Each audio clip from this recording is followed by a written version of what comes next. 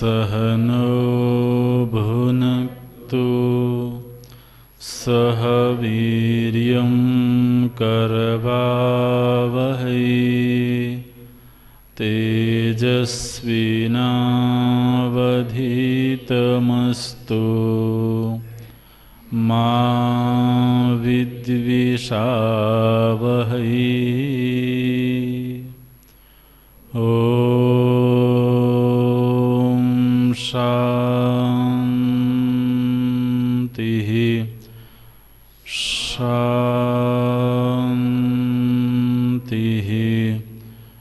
शान्तिः।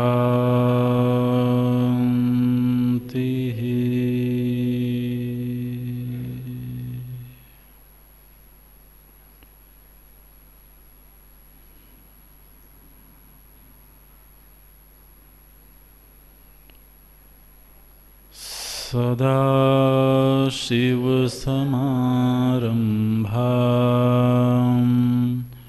शङ्कराचार्यमध्यमाम् अस्मदाचार्यपर्यन्तां वन्दे गुरुपरम्पराम्।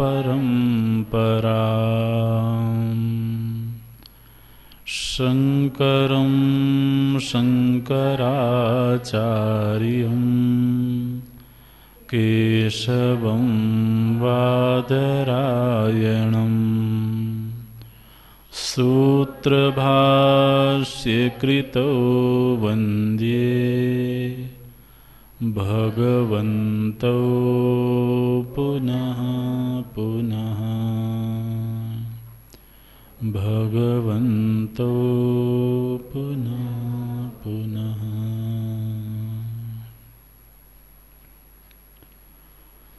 वासुदेवेन्द्रयोगीन्द्रं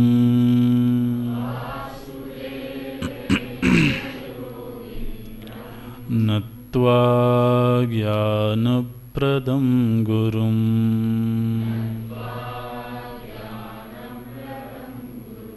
मुमुक्षूणां हितार्थाय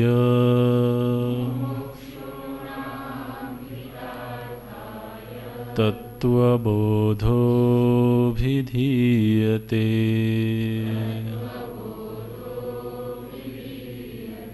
तत्त्वबोधोऽभिधीयते।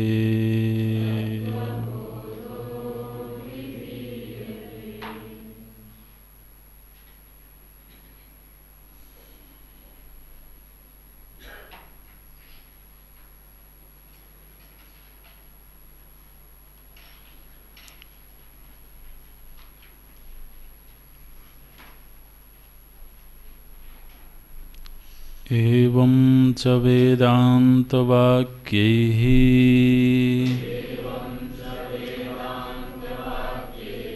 सद्गुरूपदेशेन च सर्वेष्वपि भूतेषु येषां ब्रह्मबुद्धिः उत्पन्ना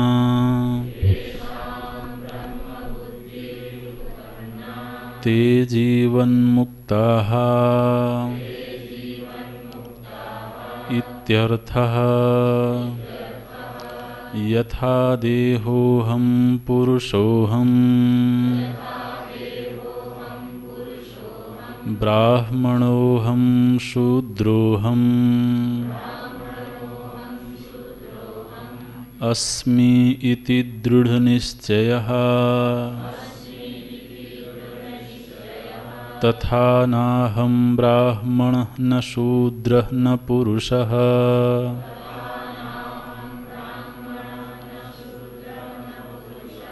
किन्तु असङ्गः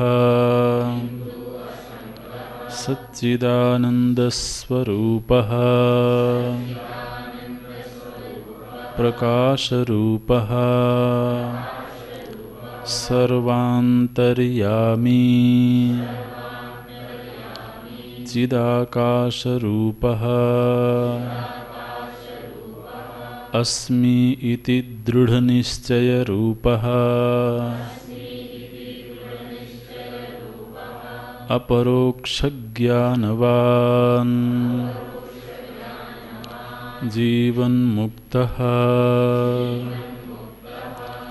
ब्रह्मैव अहम् अस्मि इति अपरोक्षज्ञानेन निखिलकर्मबन्धन विनिर्मुक्तः स्यात्। कर्माणि कतिविधानि सन्ति इति चेत् आगामी संचित प्रारब्धभेदेन त्रिविधानि सन्ति। ज्ञानोत्पत्ति अनन्तरं ज्ञानिदेहकृतं पुण्यपापरूपं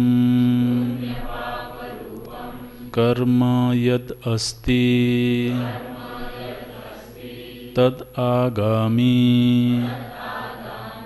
इति अभिधीयते।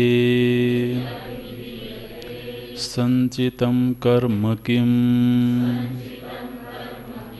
अनन्तकोटिजन्मनां बीजभूतं सन् यत् कर्म जातं पूर्वार्जितं तिष्ठति तत्संचित ज्ञेयम् प्रारब्ध कर्म किम इति चेत् इदं शरीरम् उत्पाद्य इह लोके एवं सुख दुःखादिप्रदं यत् कर्म तत्प्रारब्धं भोगेन नष्टः भवति। प्रारब्धकर्मणां भोगाद् एव क्षय इति। संचितं कर्म ब्रह्मैव अहम् इति ब्रह्मैव अहम् इति निश्चयात्मक ज्ञानेन नश्यति। आगामी कर्म अपि ज्ञानेन नश्यति। किंच आगामी कर्मणा नलिनी दलगत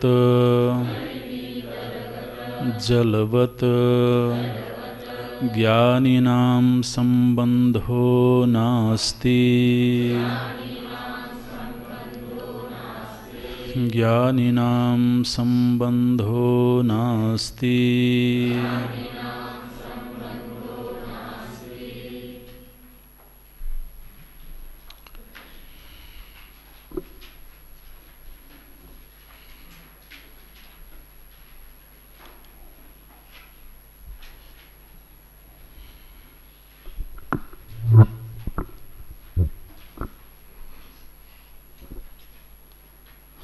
बहूनां जन्मनामन्ते ज्ञानवान् मां प्रपद्यते वासुदेवः सर्वम् इति स महात्मा सुदुर्लभः। बहूनां जन्मनामन्ते भगवान कहते हैं अनेक जन्मों की साधना के परिणाम स्वरूप कोई कोई जीव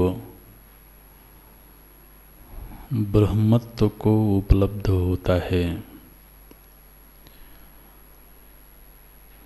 ब्रह्मी भाव को प्राप्त करता है। मनुष्याणाम सहस्रेषु कश्चित् यतति सिद्धये यतताम अपि सिद्धानां कश्चिन्मां वेत्ति तत्त्वतः। मनुष्याणाम सहस्रेषु, मनुष्यों में हजारों में, लाखों में, करोड़ों में कोई कोई होते हैं जो ज्ञान के लिए प्रयत्न करते हैं,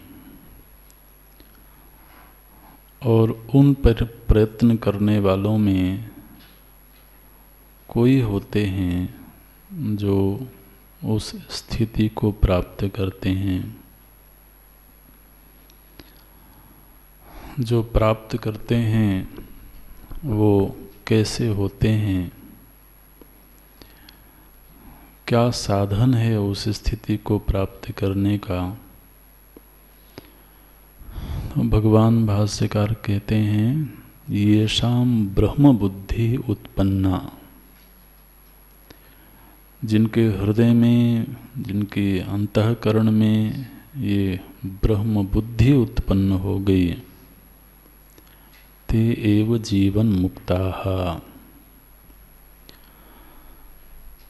ये जो जीवन मुक्ति है, इसको कैवल्य मोक्ष भी कहते हैं। मोक्ष के दो स्वरूप शास्त्रों में सुने जाते हैं। एक को बोलते हैं क्रम मुक्ति और दूसरा सद्यो मुक्ति। क्रम मुक्ति और सद्यो मुक्ति। क्रम मुक्ति के अंतर्गत 5 तरह की मुक्तियों का वर्णन आता है। क्रम मुक्ति माने अपने इष्ट के लोक को प्राप्त करना।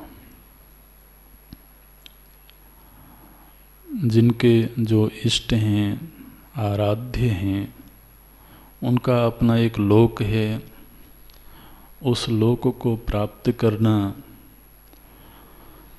और उस लोक में किस रूप में रहना है, तो उसके 5 प्रकार सुने जाते हैं। सायुज्य, सारूप्य, सार्ष्टी, सालोक्य। माने केवल उनके लोक में जाकर के रहना या उनकी सेवा में रहना या उनके अंग संग हो जाना,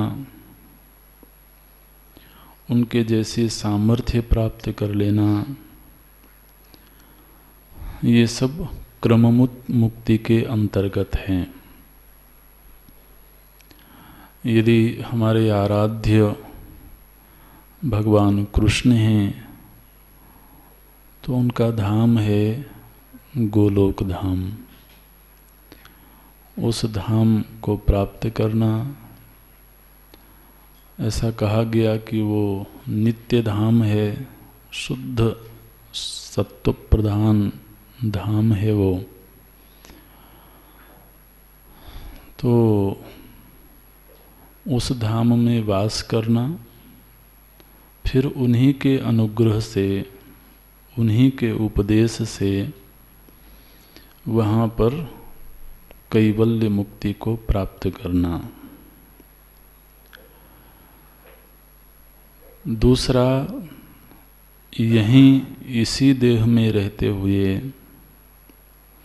अब देखिए, क्रम मुक्ति की प्राप्ति के लिए हमें इस शरीर और इस लोक का त्याग करना होगा, तभी उस लोक में जाएंगे और वहाँ हमें अपने इष्ट के जैसा ही दिव्य शरीर, दिव्य देह प्राप्त होगी। किंतु कैवल्य मुक्ति, जिसको सद्यो मुक्ति भी कहते हैं, वो ये है कि इसी शरीर में रहते हुए, इसी लोक में रहते हुए कैवल्य भाव को प्राप्त कर लेना। ध्यान रखें, क्रम मुक्ति में हम भगवान के लोक को प्राप्त कर लें, ये मुक्ति का अंतिम स्वरूप नहीं है। इसीलिए इसके साथ क्रम शब्द जोड़ा गया। माने उसमें एक क्रम है, यात्रा थोड़ी लंबी है। यहाँ से पहले अपने इष्ट के लोक में जाएं और फिर वहाँ उनके अनुग्रह से कैवल्य मुक्ति को प्राप्त करें। जीव का जो अंतिम पड़ाव है वो कैवल्य मुक्ति ही है। वो चाहे इस लोक में प्राप्त हो जाए या किसी और लोक में जाकर के प्राप्त हो। जीवन मुक्त कौन है? जो जीवन के रहते ही इसी शरीर में, इसी लोक में उस स्थिति को प्राप्त कर लेता है, वो जीवन मुक्त है। कैसे होता है ये? तो कहते हैं कि वेदांत वाक्यों के अनुग्रह से, सद्गुरु के उपदेश से, उस उपदेश के प्रति अखंड श्रद्धा और विश्वास से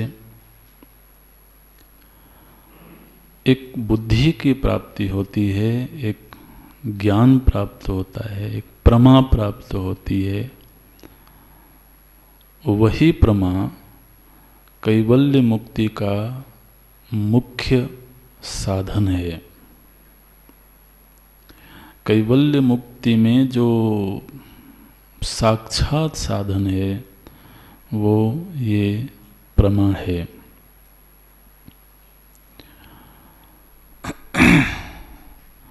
प्रमा माने यथार्थ ज्ञान है ना, और यथार्थ ज्ञान माने प्रमा की उत्पत्ति प्रमाण से होती है।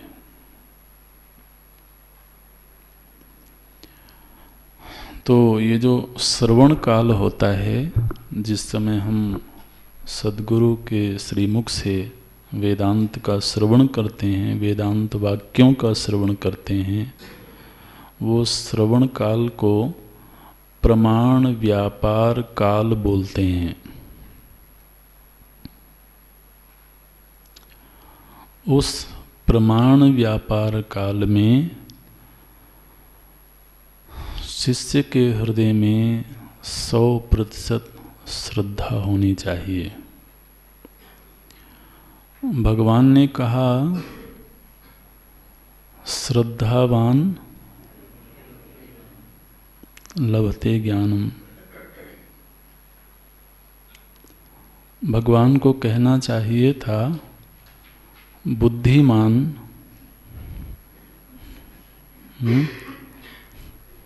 लभते ज्ञानम, ऐसा कहना चाहिए था।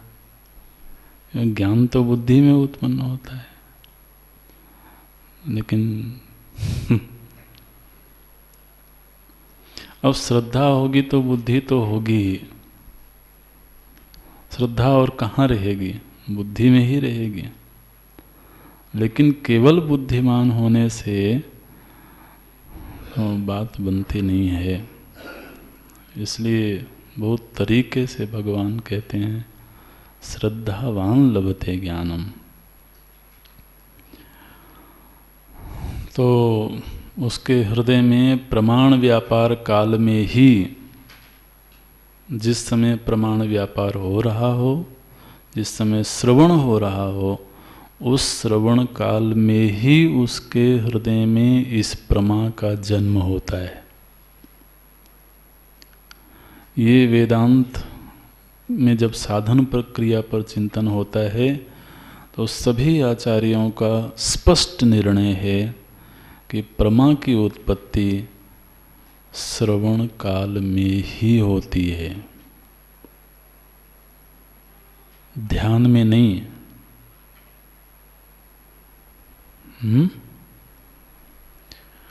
क्योंकि प्रमा की उत्पत्ति के लिए प्रमाण चाहिए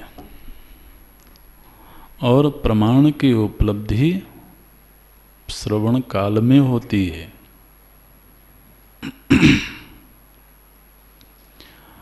अच्छा, अब ये जो प्रमा है, तो एक तो होती है प्रमा और दूसरा होता है भाव। भाव अलग चीज है और प्रमा अलग चीज है। जैसे हमारे सामने अग्नि है, तो अग्नि को हमने स्पर्श किया और हमें ये प्रमा प्राप्त हुई कि अग्नि उष्ण है ना? तो अग्नि उष्ण है, एक बार ये प्रमा प्राप्त हो जाने के बाद ये बदलेगी नहीं, है ना? तो ज्ञान वो है जो कालांतर में खंडित न हो जाए। भाव में परिवर्तन की संभावना है।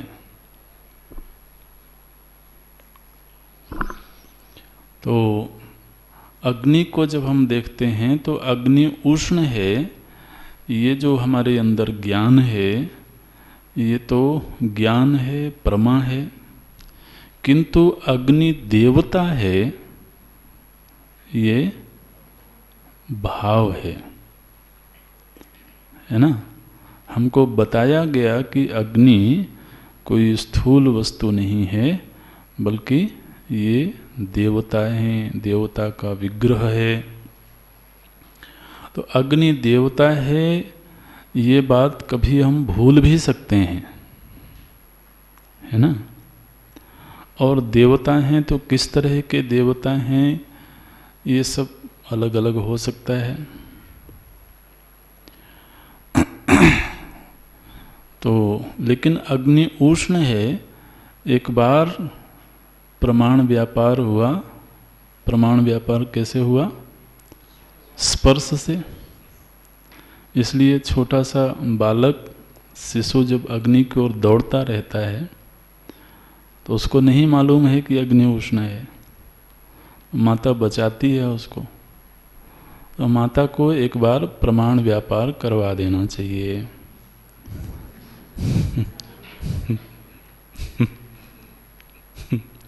है ना? एक बार स्पर्श कर ले, उसके मन में वो प्रमा उत्पन्न हो जाएगी।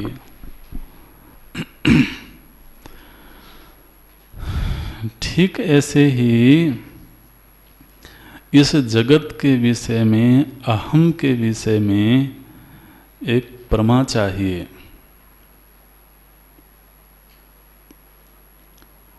वो जो प्रमा है वो भ्रमा की निवृत्ति करती है।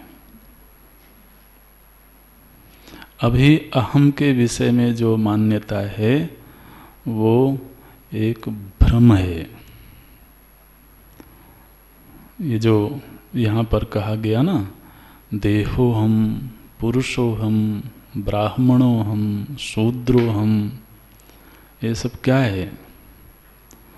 वेदांत वाक्य के प्रकाश में देखें तो ये सब भ्रमा है। और ये भ्रमा न जाने कब से भ्रमण करवा रही है। इस भ्रमा की निवृत्ति कैसे होगी? बोले प्रमा से होगी। प्रमा की प्राप्ति कब होगी? प्रमाण व्यापार काल में। प्रमाण क्या है? वेदांत वाक्य और सद्गुरु के वचन। जब इस प्रमाण की उपलब्धि किसी को हुई, और वो सभी को नहीं होती है, कश्चित यतति सिद्धये, तो फिर उनके हृदय में एक प्रमा की उत्पत्ति होती है। ध्यान रखें, वो प्रमा कोई भावना नहीं है।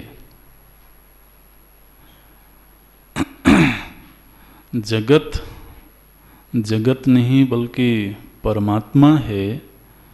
मैं जीव नहीं बल्कि ब्रह्म है, ये भावना नहीं है, है ना। आरंभ में जब साधना करता है साधक, तो वो एक भाव बनाता है। तो अहम ब्रह्म अस्मि, ये एक भाव भी होता है आरंभिक काल में, और इसकी साधना भी होती है। तो वो एक अलग क्षेत्र है। लेकिन यहाँ तो महाराज उसको वैसा ही ज्ञान प्राप्त होता है जैसा आज के दिन मैं मनुष्य हूँ, ये दृढ़ निश्चय बना हुआ है।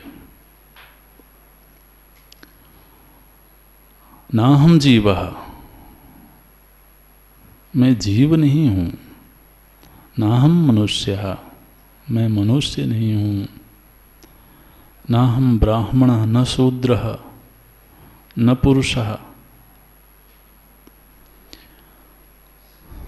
तो कौन हो आप? कहते हैं असंगः। असंग तभी हुआ जा सकता है जब कोई दूसरा ना हो।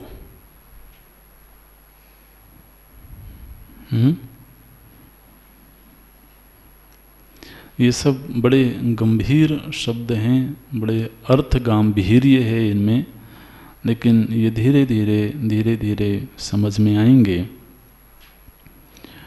उसकी ऐसी अनुभूति प्रकट होती है कि मैं असंग हूँ, मैं ही सच्चित आनंद स्वरूप हूँ। ये अनुभूति है, प्रकाश रूप हूँ। और ये जितनी अनुभूतियाँ हैं, ये सब अपरोक्ष अनुभव में आ रही हैं। क्या कहते हैं? अस्मि इति दृढ़ निश्चय रूपः अपरोक्ष ज्ञानवान। देखिए, ये अपरोक्ष शब्द को थोड़ा समझ लें। अपरोक्ष शब्द की परिभाषा है अव्यवहित ज्ञान। इसको लिख लेना आप। अव्यवहित ज्ञान।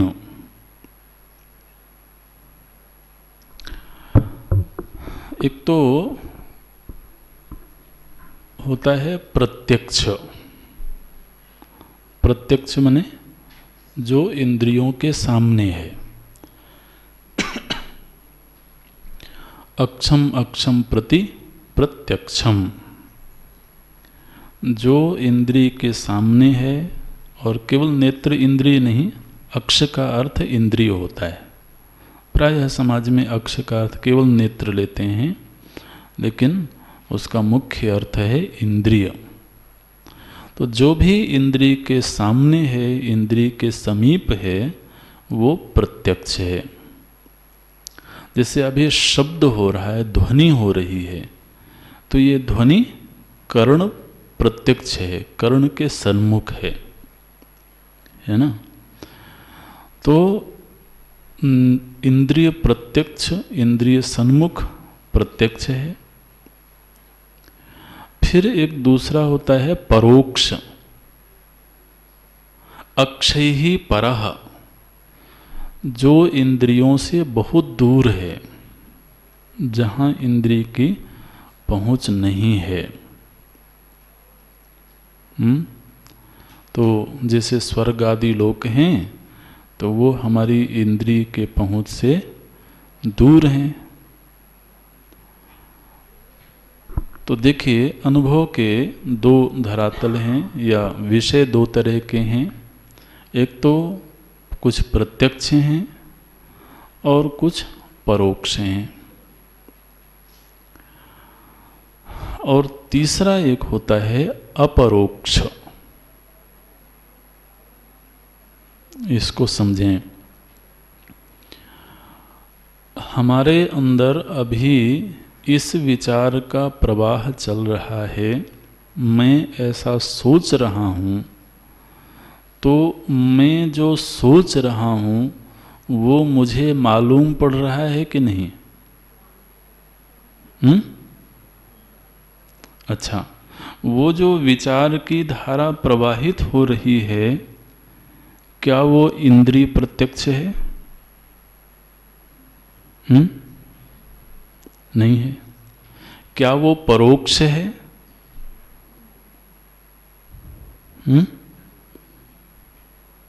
इंद्रिय से दूर नहीं है और इंद्रिय के समीप भी नहीं है, लेकिन है और उसका ज्ञान हो रहा है। वो कैसा ज्ञान है? उसको बोलते हैं अपरोक्ष, है ना?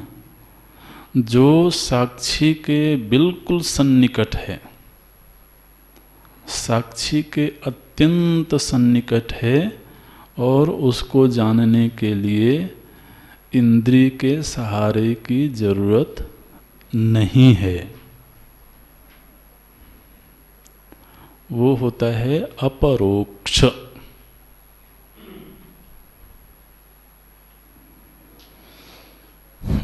परिभाषा क्या दी गई थी? अव्यवहित ज्ञान। व्यवहित मतलब जिसमें बाधा पड़ जाए। इंद्रिय जन्य जो भी ज्ञान होगा, वो इंद्रिय की सामर्थ्य नहीं रही तो ज्ञान नहीं रहा, है ना?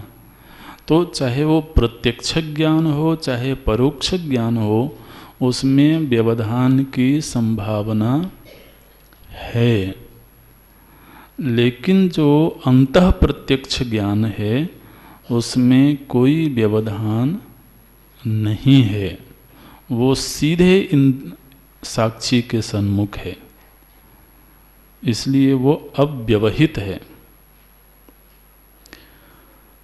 कभी कभी किसी व्यक्ति को पीड़ा हो रही होती है, कोई तकलीफ होती है शरीर में, और उसके जो शुभ चिंतक हैं वो आकर के कहते हैं कि नहीं नहीं कोई पीड़ा वीड़ा नहीं है, क्यों परेशान हो रहे हो? कहते हैं ना, उसको आश्वासन दिलाने के लिए, भरोसा दिलाने के लिए, नहीं नहीं इसमें पीड़ा हो ही नहीं सकती।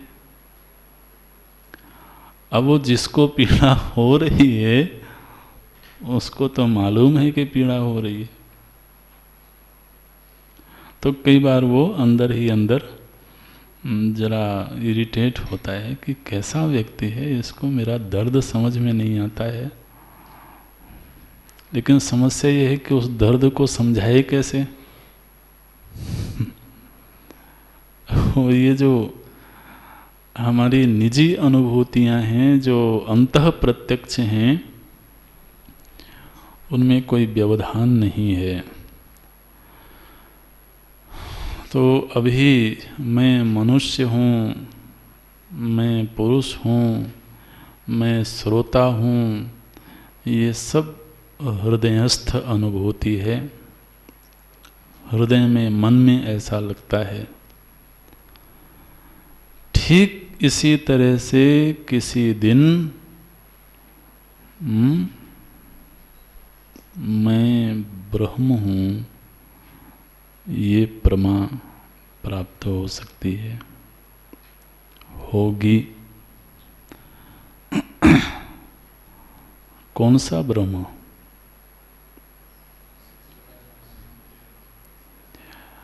जिस पर माया आश्रित है, ओहो, माया की परिभाषा में पहला वाक्य यही था, ब्रह्माश्रया माया अस्ति। वो अहम से भिन्न कुछ नहीं है। जल्दी से कल्पना में भी ये बात नहीं आती है जी, है ना, लेकिन आती है, अनुग्रह से आती है, कृपा से आती है, प्रभु कृपा से आती है, भक्ति से आती है। इसलिए कभी ऐसा मत सोचना कि इस तरह के विचार से तो भक्ति शिथिल हो जाएगी। ये तो उन्हीं का अनुग्रह हो तो इस तरह की कोई अनुभूति हमें प्राप्त हो जाए। आपको मालूम है भागवत जी में भगवान स्वयं वसुदेव जी के सुपुत्र बन करके आए, है ना। तो वसुदेव जी को भगवत प्राप्ति हो गई। अब जिसके घर में ही भगवान खेल रहे हों वो तो भगवत प्राप्ति हुई ना उन्हें। किसी भी जीव का जो लक्ष्य होगा, किसी भी जीव की साधना का जो फल होगा, वो फल तो उनके आंगन में किलकारियां मारता है, खेलता है। वसुदेव जी को भगवत प्राप्ति हो गई। लेकिन आप वहाँ पढ़ेंगे, सुनेंगे कभी, तो वसुदेव जी जब सारी चीज़ें व्यवस्थित हो गईं, द्वारिका नगरी बस गई और शासन आदि सब व्यवस्थित हो गया, तो श्री वसुदेव जी नारद जी से कहते हैं, नारद जी का एक बार आगमन हुआ तो वसुदेव जी कहते हैं कि हे देवर्षि, मुझे भगवत प्राप्ति के लिए तपस्या करना है। आप मुझे वो उपाय बताइए जिससे मैं भगवत प्राप्ति कर सकूं। आप बताओ, ये क्या रहस्य है, ये क्या मामला है? बोले अभी जो मुझे भगवत प्राप्ति हुई है वो इंद्रिय प्रत्यक्ष रूप में हुई है। मेरा जो प्रभु है वो अभी मेरे इंद्रिय का विषय है। मैं उस प्रभु को अपरोक्ष रूप में प्राप्त करना चाहता हूँ। केवल बाहर नहीं बल्कि अपने हृदय में उसको पाना चाहता हूँ। और वो प्रसंग वहाँ आता है कि नारद जी ने उनको उपदेश दिया और वो वन में जाते हैं। आप देखो क्या अद्भुत बात है, भगवान घर में है और वो भगवत प्राप्ति के लिए वन में जाते हैं और वहाँ वो दीर्घकालिक ब्रह्माभ्यास करते हैं, ध्यानाभ्यास करते हैं और वहाँ उनको कैवल्य भाव की प्राप्ति होती है।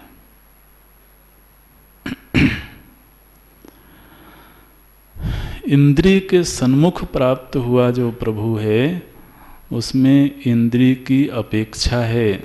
न जाने ये इंद्रिय कब धोखा दे जाए। इंद्रिय धोखा दे गई तो परमात्मा तो बोलिए ना गया। इसलिए मुझे ऐसे इस रूप में प्रभु चाहिए जिसको पाने के लिए अन्य किसी की अपेक्षा ना हो।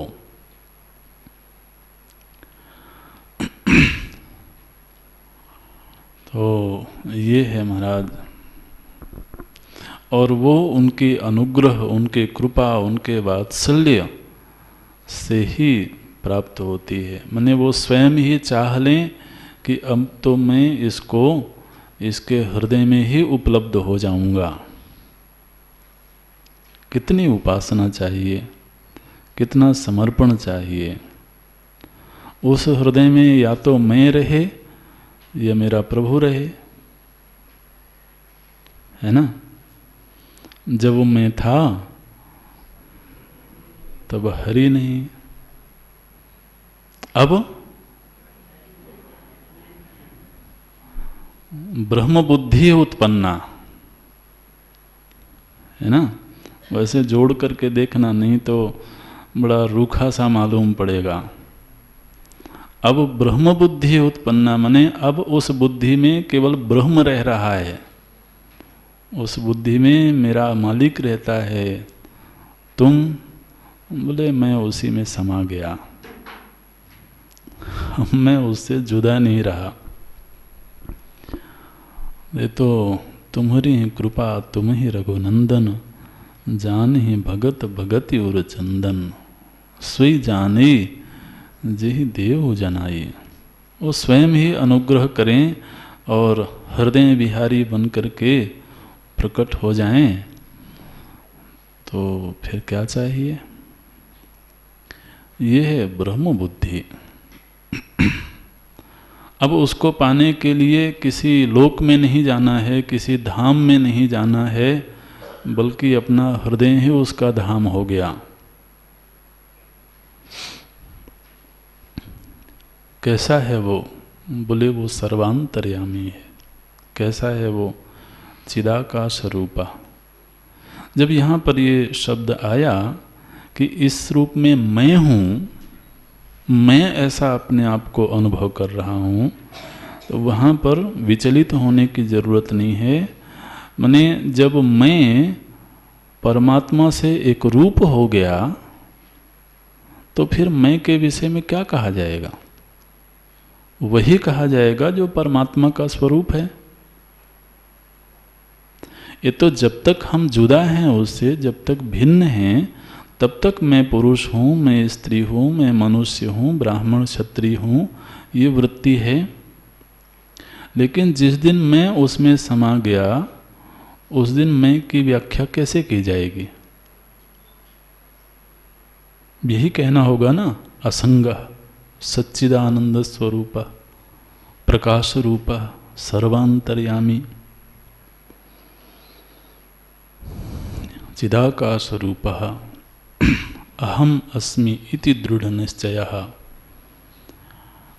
अहम अब अहम नहीं रहा, वो भगवत स्वरूप हो गया। ब्रह्मवित् ब्रह्मैव भवति, ऐसे मनीषा पंचकम में भगवान भाष्यकार कहते हैं। यह कश्चित ससुरेन्द्र वंदित पदः नूनम मनीषा ममा। जो इस दशा को प्राप्त होता है, इंद्र देवता भी उसकी वंदना करते हैं, उसकी अर्चना करते हैं, उसका प्रापाद प्रक्षालन करते हैं। यह कश्चित ससुरेन्द्र वंदित पदः, ये है, ये ब्रह्मी भाव है। इस स्थिति को जो प्राप्त हुए, इस प्रमा की प्राप्ति का एक फल ये है कि उसका जो कर्म बंधन है वो कट गया, नष्ट हो गया, भस्म हो गया। तो आप अगला वाक्य देखें। बोलते हैं ब्रह्मैव अहम अस्मि इति अपरोक्ष ज्ञानेन। अहम ब्रह्म है, इस तरह का जब अपरोक्ष ज्ञान प्राप्त हुआ, इति अपरोक्ष ज्ञानेन, ऐसा अपरोक्ष ज्ञान प्राप्त होने के बाद क्या हुआ? तो कहते हैं निखिल कर्म बंधन विनिर्मुक्त स्यात्। निखिल, निखिल माने समस्त, है ना। ये निखिल, अखिल, ये जो शब्द हैं इनका अर्थ होता है पूरा। खिल मने होता है थोड़ा। तो निखिल कर्म बंधन, जितने कर्म बंधन हैं, चाहे वो इस जीवन के हों, इसके पूर्व के जीवन के हों, किसी भी जीवन के हों, समस्त कर्म बंधन से वो विनिर्मुक्त हो जाता है। कैसे मुक्त हुआ? अपरोक्ष ज्ञानेन। समस्त कर्म बंधनों को काटने का जो साधन है वो अपरोक्ष ज्ञान है। और उस अपरोक्ष ज्ञान का स्वरूप क्या है? ब्रह्मैव अहम अस्मि इति। ये अपरोक्ष ज्ञान है, इससे कर्म बंधन मिट जाते हैं। शिष्य ने पूछा, भगवन कर्माणि कतिविधानि सन्ति। ये कर्मों की दुनिया तो बहुत बड़ी है और बहुत तरह की है। हमने बहुत तरह के कर्मों के विषय में सुना है। तो आप कृपा करके ये बताइए कि जिन कर्म बंधनों से वो विनिर्मुक्त होता है, उन कर्मों का स्वरूप क्या है? कितने तरह के होते हैं कर्म? तो प्रश्न करते हैं, कर्माणि कति विधानि सन्ति। गुरुदेव कहते हैं त्रिविधानि सन्ति। प्रत्येक जीव के जो कर्म हैं वो मुख्य रूप से उसके 3 विभाग होते हैं। अच्छा जी, कौन से हैं वो 3 विभाग? तो कहते हैं एक विभाग है आगामी, दूसरा संचित और तीसरा प्रारब्ध।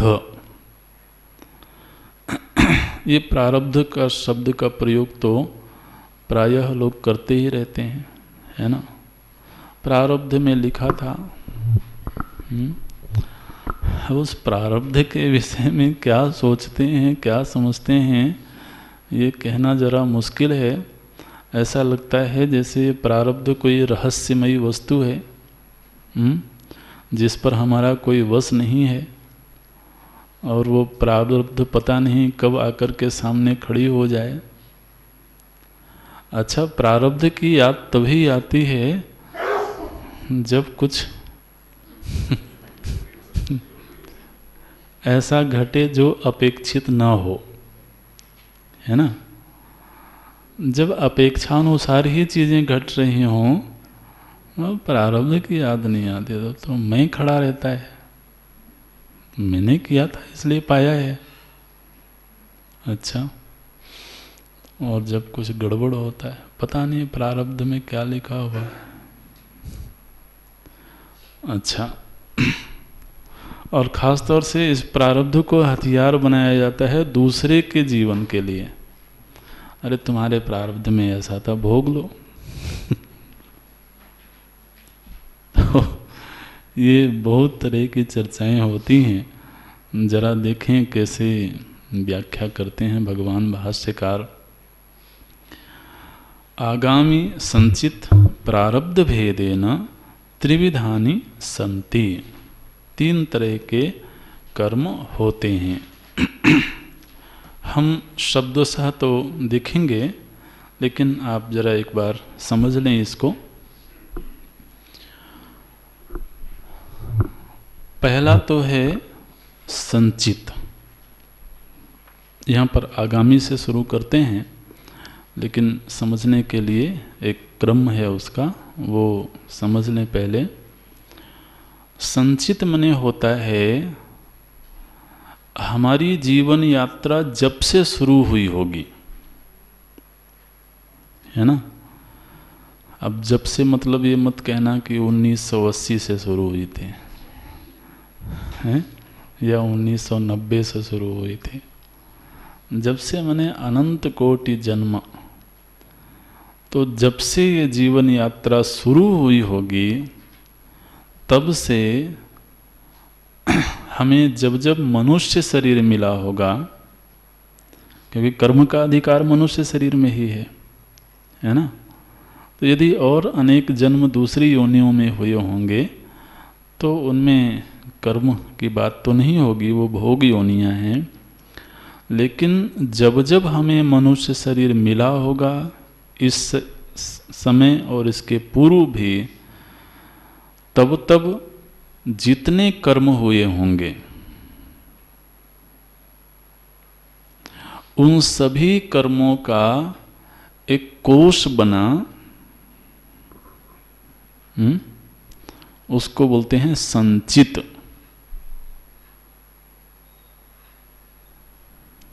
वो जो कोश है, हम सभी एक कोश लेके चलते हैं महाराज अपने साथ में, एक संदूक लेके चलते हैं, जिसमें कर्म करते जाते हैं और उसमें वो सुरक्षित होते जाते हैं। वो इस जन्म के भी हुए हैं और पूर्व पूर्व के जन्मों के भी हुए हैं। तो वो जितना हमारा संचित कोश है, उस पूरे कोश को बोलते हैं संचित कर्म। अच्छा,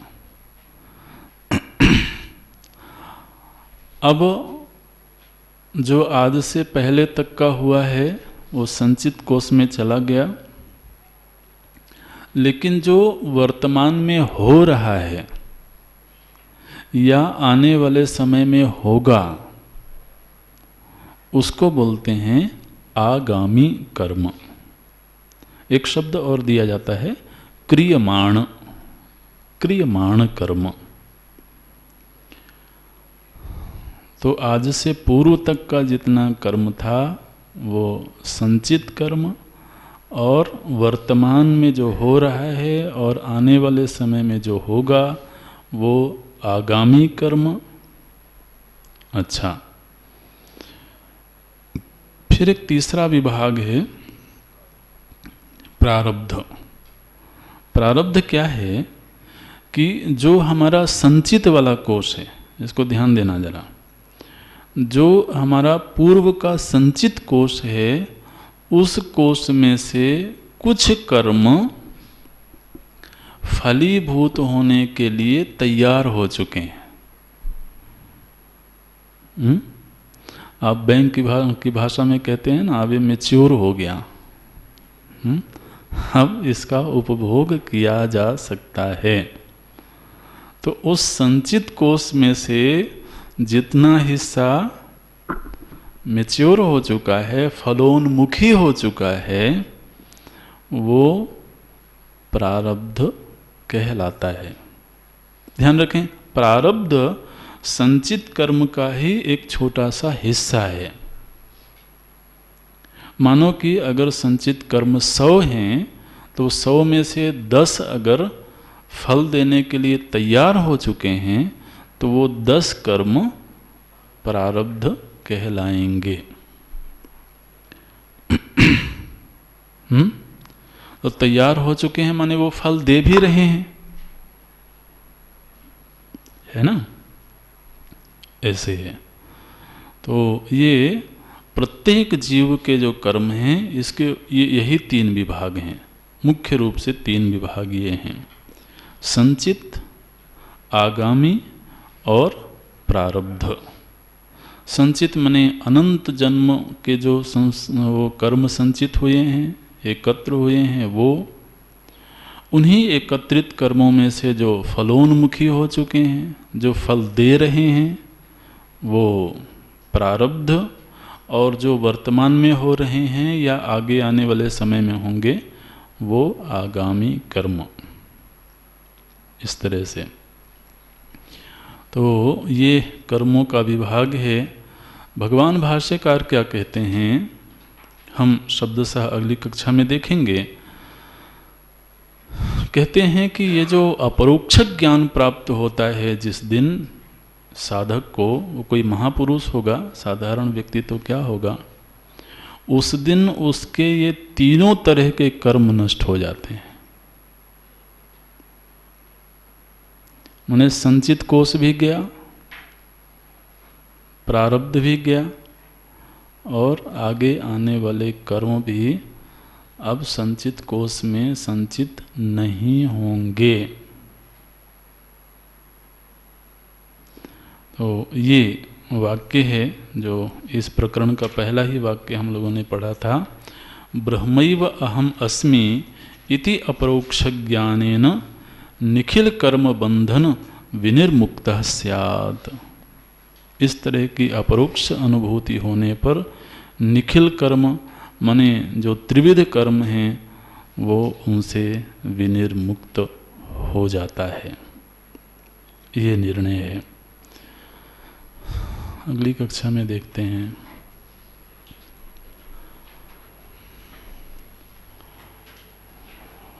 ओम पूर्णमदः पूर्णमिदं पूर्णात् पूर्णमुदच्यते पूर्णस्य पूर्णमादाय पूर्णमेवावशिष्यते। ओम शांति शांति शांति। हरि